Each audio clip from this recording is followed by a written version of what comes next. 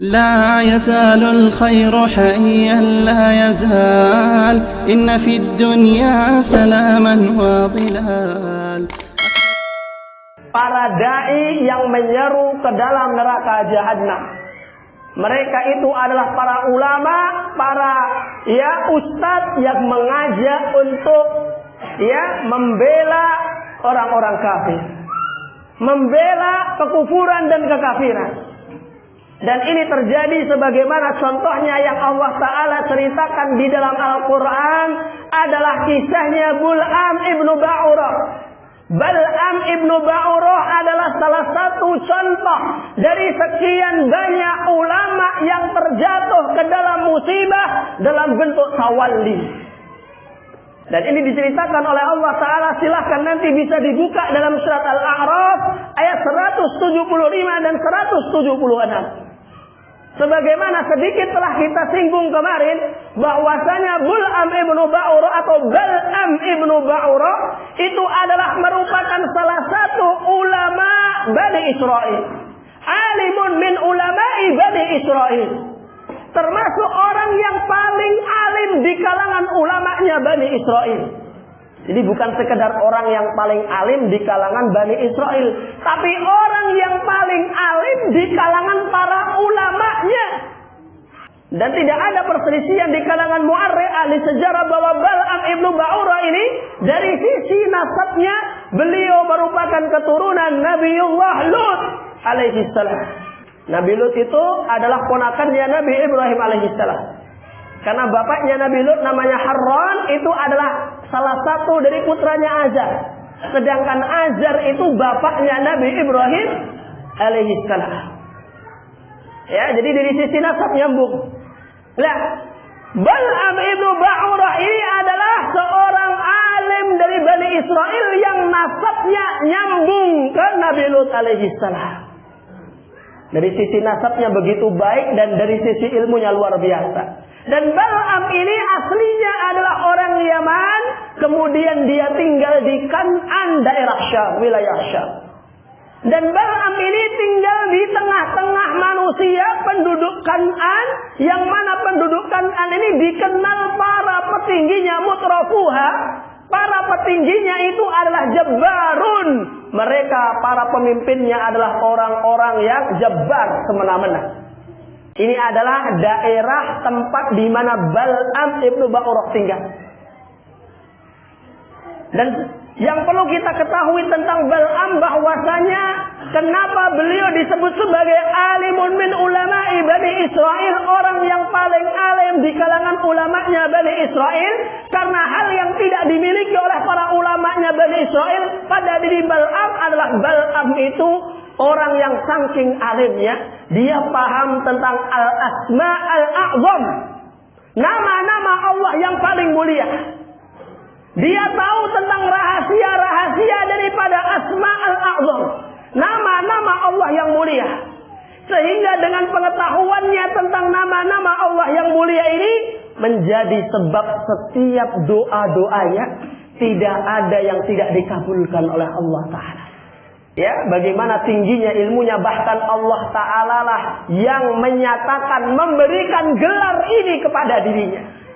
Kalau ulama zaman sekarang enggak, pengakuan ulamanya hanya dari manusia. Kalau Bal'am ini sudah sampai pengakuan kalau dia itu alim dari Allah. Yang bilang dia alim itu Allah. Itu saja bisa sangat mudah sekali terjatuh ke dalam kesesatan. Apalagi para ulama zaman sekarang yang mana gelar-gelar ulamanya hanya dari manusia. Maka ini menjadi bukti yang sangat jelas bahwasanya kesesatan itu tidak pandang bulu wafilah menyerang siapapun. Bahkan sekelas Bal'am, orang yang mana Allah Ta'ala telah memberikan stempel, memberikan cap bahwasanya Bal'am ini adalah orang alim, namun tidak menjadi tidak menjadi sebab kalau Bal'am ini selamat dari kesesatan. Sampai datang suatu ketika di mana Nabi Musa alaihi salam setelah peristiwa pengejaran ya Fir'aun kepada Bani Israel, ya kemudian ditenggelamkannya Bani Israel, ya ditenggelamkannya Fir'aun dan bala tentaranya, maka Nabi Musa alaihissalam mengajak seluruh Bani Israel untuk melakukan hijrah dari Mesir ke Palestina, ke bumi yang disucikan oleh Allah Subhanahu wa taala, Baitul Maqdis. Ya, melakukan perjalanan dari Mesir, perjalanan yang cukup panjang, sampai terdengar kabar bahwasanya Nabi Musa beserta Bani Israel ini akan bersinggah terlebih dahulu ke sebuah gunung perbukitan namanya Husban. Bukit Husban, yang mana Bukit Husban, Gunung Husban ini menjulang tinggi, kemudian besar sampai kemudian masuk ke sebagian wilayah Kanaan. Maka mendengar kabar tersebut menjadikan para jabbarun di kalangan Kan'an ini mereka ketakutan. Mereka ketakutan jangan-jangan Nabi Musa dan Bani Israel ini akan melakukan penjajahan ke daerah Kan'an. Maka mereka jabbarun, para penguasa Kan'an ini mengatur strategi. Bagaimana caranya agar Musa ini batal, nggak jadi lewat Kan'an. Maka salah satu strategi yang mereka buat, kalau mereka hadap-hadapan perang tentu kalah. Ya, nggak berani mereka dengan pasukannya Nabi Musa. Maka mereka pun punya ide cemerlang, bahwa di tengah-tengah mereka ada seorang alim ulama yang kalau doa, setiap keinginannya, setiap doanya akan dikabulkan oleh Allah Ta'ala. Tidak lain, para jabbarun ini akhirnya mendatangi Bal'am ibnu Ba'urah. Disampaikanlah oleh para jabbarun hajat mereka. Wahai Bal'am, sesungguhnya kami tidak ingin kalau Musa itu ya membuat base camp di daerah Kanaan. Tentu nanti yang akan terjadi adalah kerusakan. Kata siapa? Kata para penguasa diktator di daerah Kanaan. Ya begitulah para penguasa. Penguasa diktator di mana mereka menganggap kebaikan itu sebagai kerusakan. Seperti itulah orang-orang kafir, seperti itulah kaum munafikin. Ya, demikian pula apa yang terjadi pada para penguasa Kan'an ini. Akhirnya mereka meminta kepada Allah, kepada Bal'am agar berdoa kepada Allah supaya Allah Ta'ala memberikan keburukan dan kehancuran kepada pasukan Bani Israel yang dipimpin oleh Musa alaihissalam. Mendengar hajat mereka, jabbarun, ya, maka Bal'am pun marah besar kepada jabbarun. Ya, disebutkan dalam riwayat saking marahnya Bal'am pun menggebrak meja rumahnya dan mengatakan, bagaimana mungkin saya mendoakan seorang nabi Allah, bahkan seorang rasulnya, lebih daripada itu seorang kalimullah, orang yang pernah diajak bicara langsung oleh Allah. Lebih daripada itu saya mendoakan keburukan bagi seorang ulul azmi, rasul ulul azmi yang memiliki tingkatan yang paling tinggi di hadapan Allah. Bagaimana mungkin saya mendoakan keburukan pada orang yang sebaik itu? Ya, maka Bal'am pun marah besar. Ya, tidak setuju dengan hal tersebut.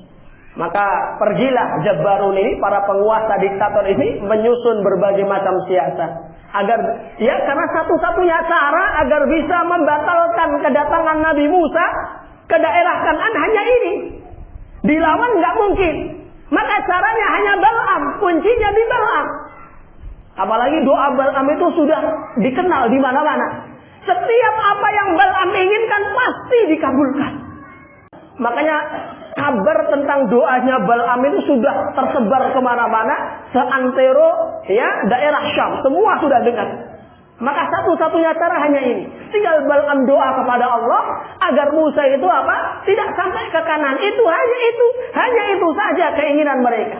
Karena mereka khawatir, takut kalau Musa nanti sampai di Kanaan, maka akan akan merusak ya kekuasaan mereka. Maka dibujuklah Bal'am dengan kekayaan harta yang melimpah. Namun Bal'am tetap teguh di atas prinsipnya. Sampai kemudian ketika para penguasa ini menawarkan harta yang melimpah, dunia yang melimpah kepada Bal'am, dan hal itu didengar oleh istrinya.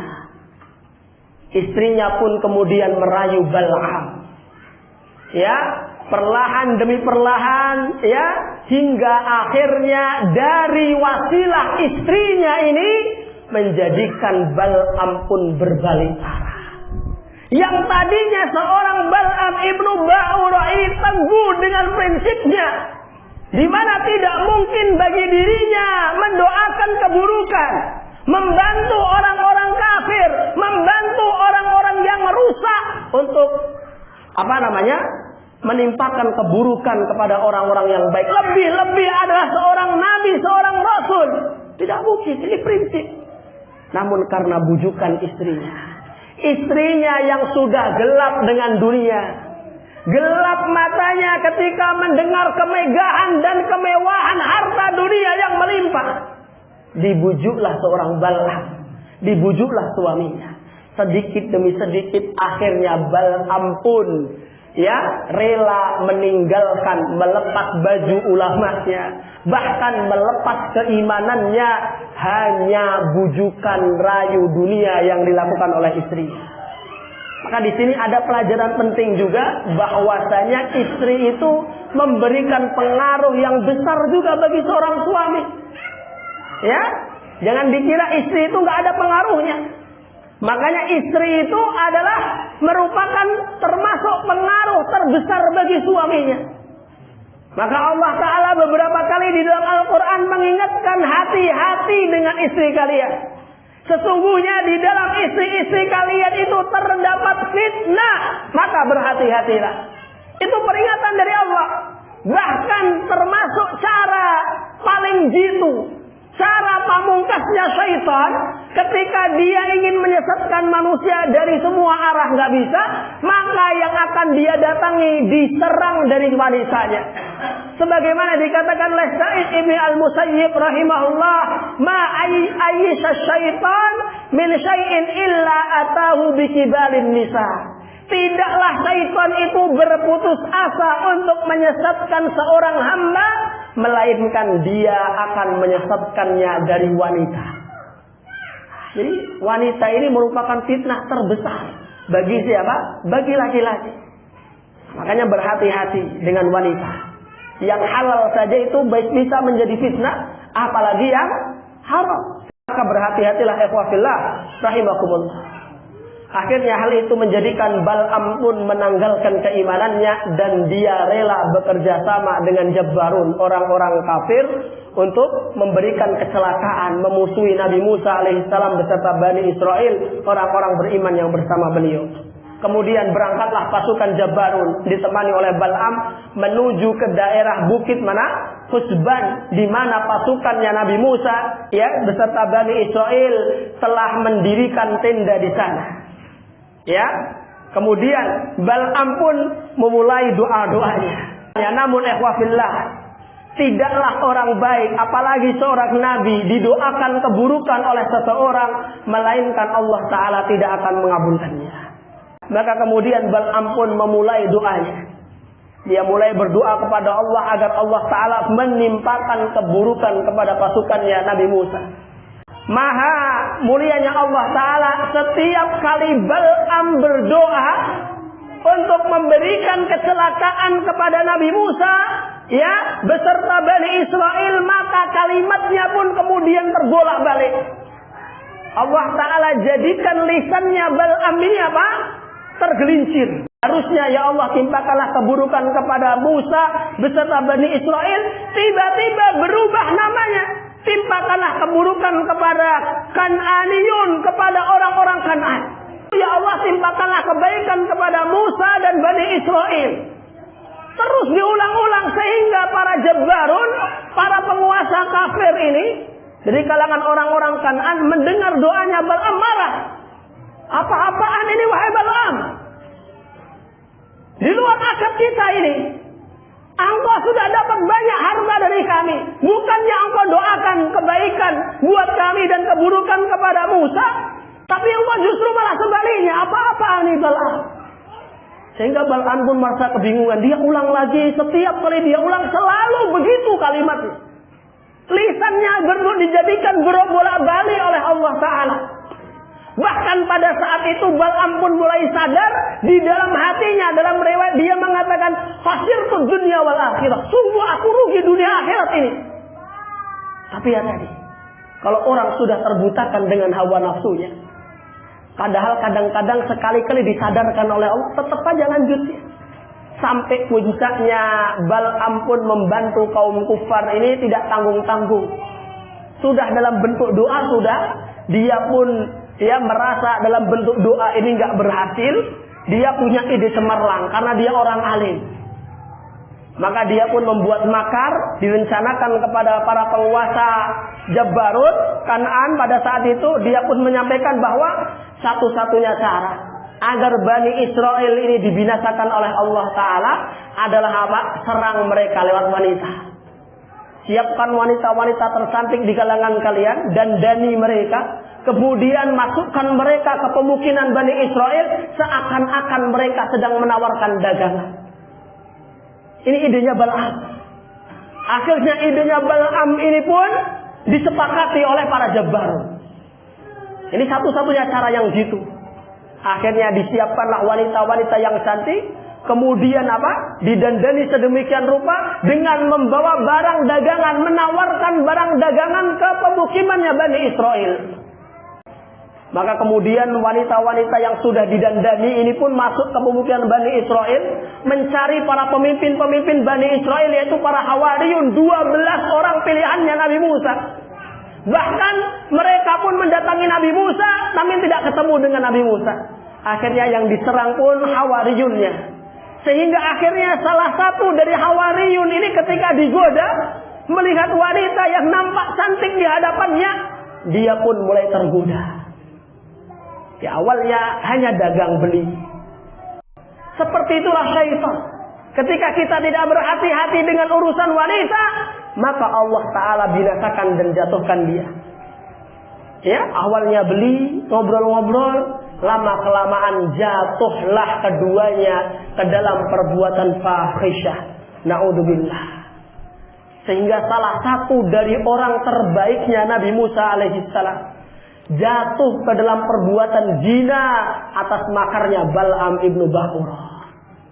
Ya, ketika berbuat zina, keduanya pun menghadap Nabi Musa, meminta pendapat, wahai Musa, bagaimanakah pendapatmu ketika aku membawa perempuan ini? Maka dengan tegas Nabi Musa, tidak boleh, itu perbuatan yang haram. Sungguh saya sudah tahu jawabanmu, wahai Musa, maka aku tidak akan mendengarkanmu. Dia pun terbawa dengan cintanya, terbawa dengan nafsunya, kemudian dia berbuat zina di salah satu tenda di kalangan Bani Israel. Seketika itu Allah Ta'ala langsung menimpakan azab kepada Bani Israel. Dalam riwayat azab itu dalam bentuk ta'un, penyakit panas gatal-gatal yang dialami oleh pasukan Bani Israel. Dalam riwayat lain mereka ditimpa dengan kebingungan. Setiap kali mereka akan melakukan perjalanan, siap-siap untuk jalan lagi, tiba-tiba mereka balik arah terus dan terus, nggak tahu arah kemana ini, kebingungan. Sehingga hal ini pun menjadikan Nabi Musa pun juga terheran-heran, ada apa ini? Sehingga Nabi Musa alaihissalam pun bermunajat kepada Allah, meminta kabar kepada Allah. Turunlah Jibril kepada Nabi Musa dan menyampaikan kabar bahwasanya ini terjadi karena ulah Bal'am. Sumber utamanya adalah Bal'am ibnu Ba'urah, wahai Musa, kata Jibril. Maka Nabi Musa pun kaget. Bagaimana seorang Bal'am, seorang alim, bahkan Nabi Musa pun sudah tahu keharuman namanya. Apakah mungkin seorang Bal'am berbuat seperti itu, wahai Jibril? Maka dijawablah oleh Jibril, ini perbuatan Bal'am. Maka berdoalah Nabi Musa kepada Allah, ya Allah, cabutlah al-asma al-a'zam, nama-namamu yang mulia yang telah diketahui oleh Bal'am. Seketika itu Allah Ta'ala mencabut seluruh ilmu yang ada pada diri Bal'am. Allah Ta'ala cabut ilmunya, Allah Ta'ala jadikan Bal'am seakan-akan seperti orang yang bodoh. Ini ikhwafillah. Sekali lagi, Allah Ta'ala memvonis Bal'am ini apa? Khasirat dunia wal akhirah. Kemudian Bani Israel ini masih kebingungan mereka, sampai kemudian salah satu Hawariyunnya mencari tombak, kemudian mencari apa penyebabnya, dan dia dapati ketika mengecek tenda Bani Israel satu persatu, didapati salah satu hawariyunnya itu sedang berbuat fahisyah, zina di tenda tersebut. Kemudian ditancapkanlah apa? Ya, tombak yang dibawa oleh salah satu hawariyun tadi ditancapkanlah sehingga keduanya pun ya ditombak oleh salah satu hawariyunnya Nabi Musa alaihi salam. Dikabutlah kemudian tombak itu dan diangkatlah ke atas langit sambil berkata, "Ya Rabb, hakadza ma naf'alu man asa." Ya Allah, seperti inilah yang harus kami lakukan kepada orang-orang yang berbuat maksiat kepadamu. Maka ketika ucapan itu didengungkan ke arah langit, seketika itu Allah Ta'ala mencabut seluruh azab yang ditimpakan kepada Bani Israel. Inilah ikhwafillah, bahwasanya apa? Sumber segala keburukan yang ada pada diri kita adalah dosa. Itulah ikhwafillah sekilas tentang kisah Bal'am ibnu Ba'urah. Dan disebutkan dalam riwayat Bal'am ibnu Ba'urah selalu mengikuti hawa nafsunya sampai akhirnya dia mati di atas kekafirannya. Ma'adzanallah. Demikian mungkin untuk kajian pada kesempatan malam hari ini kita cukupkan terlebih dahulu. Inna fid dunya salaman wa dhilal, akhbiril ayyama anna fi wisal.